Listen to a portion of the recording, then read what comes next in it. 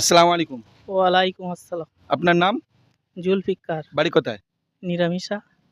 তোলেন, একটা প্রশ্ন তোলেন দেখি।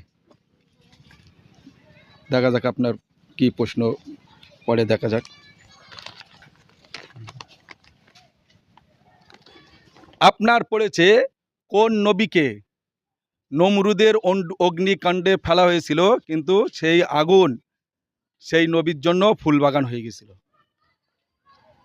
কোন নবীকে? হ্যাঁ, বিশাল আগুন করেছিল, সেই আগুনে ফেলা হয়েছিল সেই নবীকে, এবং আল্লাহর হুকুমে সেই আগুন ফুলের বাগান হয়ে গেছিল।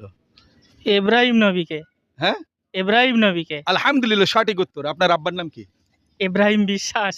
আলহামদুলিল্লাহ, প্রশ্নের উত্তরটাও মিলে গেছে। যাক, আলহামদুলিল্লাহ, আপনি পেরেছেন। পারার জন্য আপনাকে আমরা একটাই ফল রাখার পাত্র দিলাম। খুশি হয়েছেন? জি। আলহামদুলিল্লাহ, ঠিক আছে।